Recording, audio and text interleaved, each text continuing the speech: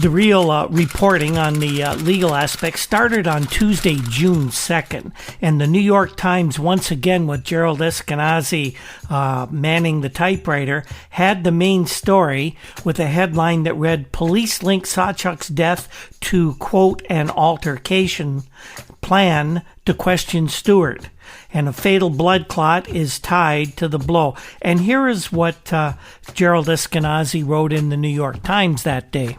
After studying the autopsy reports in the death of Terry Sawchuk, the Nassau County Homicide Squad said yesterday that the contributory causes were injuries received in an altercation. "You can bet that we'll be questioning Ron Stewart," said Detective Matthew Benora of that police force. Stewart was Sawchuk's roommate on the New York Rangers and, according to a hospital statement from Sawchuk, had accidentally kicked him. And I don't remember hearing up to this point that Terry said he'd been kicked. Sawchuk, who held many of the National Hockey League records for goaltenders, died at New York Hospital on Sunday at the age of 40, a day after he underwent his third major operation in less than a month. Sawchuk was admitted to Long Beach, Long Island Memorial Hospital on April 29th. A week or so after Sawchuk was hospitalized, reports of a fight between Sawchuk and Stewart at the E&J pub in Long Beach began circulating, according to Inspector Joseph F. Lane of the Long Beach Detective Division. Lane said yesterday that at the time he wanted to determine whether Sawchuk had suffered the injury in the bar, which would have come under his jurisdiction. He assigned Detective Joseph P. Donnelly to question Sawchuk at the hospital. Sawchuk apparently told Donnelly that he and Stewart had been roughhousing on the lawn of the rented home at 58 Bay Street in East Atlantic Beach. The detective then asked Sawchuk if he wanted to prefer criminal charges. Sawchuk replied there was no reason to, since there were no criminal charges and the accident occurred apparently out of the Long Beach police jurisdiction. Lane said that he did not pursue the matter any further.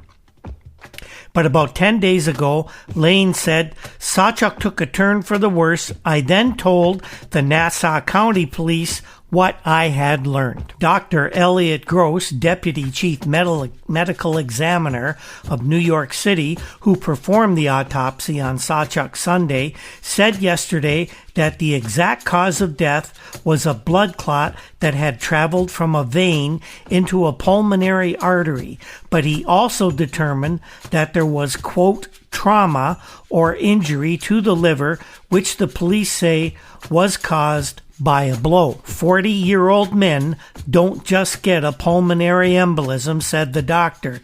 It usually is brought on by other factors. After Gross gave the homicide detectives his conclusions yesterday, they decided to open a full-scale investigation. They'll be questioning people at the bar in conjunction with the Long Beach police and will also talk to neighbors as well as Stewart, who was unavailable for comment yesterday. Now, this report goes on to say that Sawchuk had also suffered gallbladder damage after the incident.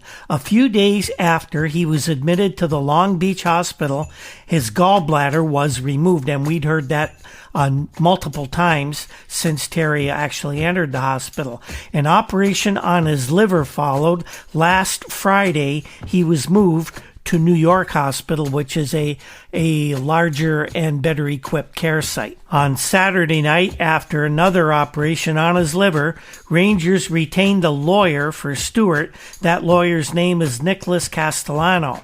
He's Mr. Defense Attorney of Nassau County, a colleague remarked yesterday. If you can't get Castellano to defend you, you might as well go out of the country for an attorney. At the conclusion of the Homicide Squad's investigation, the findings will be presented to the Nassau District Attorney William Kahn. He will decide whether the evidence warrants a grand jury investigation.